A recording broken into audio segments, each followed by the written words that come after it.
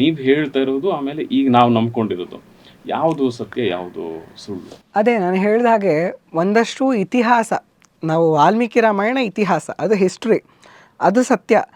ಅದರ ನಂತರ ಏನೆಲ್ಲ ಬಂದಿದೆ ಅದು ಕತೆಗಳ ಮುಖಾಂತರ ನಮಗೆ ಮನಕ್ಕೆ ಜಾಸ್ತಿ ಮುಟ್ಟಲಿ, ನಮ್ಮ ಮನಸ್ಸಲ್ಲಿ ಅದು ಜಾಸ್ತಿ ಕಾಲ ಉಳ್ಕೊಳ್ಳಿ ಅಂತ ಹೇಳೋದಕ್ಕೆ ಮಾಡಿರೋದು.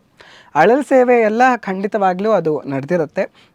ರಾಮ ಅದು 3 ಬೆರಳಿಟ್ಟಿರೋದು, ಭಾರತದಲ್ಲಿರೋ ಅಳಿಲುಗಳ ಮೇಲೆ ಮಾತ್ರ ಆ ಥರ 3 ಬೆರಳುಗಳ ಚಿಹ್ನೆ ಇರೋದು, ಕಾಗೆಗಳು ಒಂದು ಕಣ್ಣಿಂದ ನೋಡೋದು, ಅದೆಲ್ಲ ರಾಮಾಯಣಕ್ಕೆ ಅಸೋಸಿಯೇಟ್ ಆಗಿರುವಂತಹ ಕತೆಗಳು.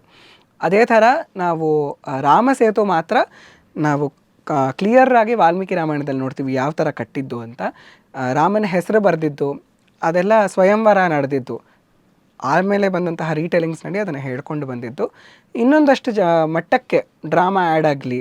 ಸ್ವಯಂವರ ಅಂದರೆ ಕ್ಯೂರಿಯಾಸಿಟಿ ಇರುತ್ತಲ್ಲ, ತುಂಬ ರಾಜರುಗಳಿದ್ದಾರೆ, ಆ್ಯಕ್ಚುಲಿ ರಾಜರುಗಳು ಬಂದು ಟ್ರೈ ಮಾಡಿರ್ತಾರೆ, ಎಲ್ಲ ಒಟ್ಟಿಗೆ ಬಂದು ಟ್ರೈ ಮಾಡಿರಲ್ಲ ಅಷ್ಟೇ. ಅದಕ್ಕೆ ಮುಂಚೆ ಜನಕ ಹೇಳ್ತಾನೆ, ತುಂಬ ಜನಗಳು ಬಂದು ಟ್ರೈ ಮಾಡಿದ್ರು, ಯಾರ ಕೈಲೂ ಸಾಧ್ಯ ಆಗಲಿಲ್ಲ ಧನಸ್ಸನ್ನು ಎತ್ತಕ್ಕೆ ಅಂತ ವಾಲ್ಮೀಕಿ ರಾಮಾಯಣದಲ್ಲಿ ಹೇಳ್ತಾನೆ. ಒಟ್ಟಿಗೆ ಬರ್ತಾರೆ ಅಂತ ನಾವು ಆಮೇಲೆ ಬರೋ ಕಥೆಗಳಲ್ಲಿ ನೋಡೋದು. ಯಾಕಂದರೆ ಕ್ಯೂರಿಯಾಸಿಟಿ ಬಿಲ್ಡ್ ಮಾಡಬೇಕಲ್ಲ. ಒಬ್ಬೊಬ್ಬರೇ ಬರ್ತಾರೆ, ಒಬ್ಬರು ಈ ಥರ ಎತ್ತಾರೆ, ಇನ್ನೊಬ್ಬರು ಆ ಥರ ಎತ್ತಕ್ಕೆ ಪ್ರಯತ್ನ ಮಾಡ್ತಾರೆ, ಒಬ್ಬ ಗರ್ವದಿಂದ ಬರ್ತಾನೆ, ಇನ್ನೊಬ್ಬ ವಿನಮ್ರತೆಯಿಂದ ಬರ್ತಾನೆ. ಅದೆಲ್ಲ ಹೇಳ್ಕೊಂಡು ಬಂದಾಗ ಇನ್ನೊಂದು ಸ್ವಲ್ಪ ಡ್ರಾಮಾ ಆ್ಯಡ್ ಆಗುತ್ತೆ ಅನ್ನೋ ಒಂದೇ ಕಾರಣ ಅಷ್ಟೇ.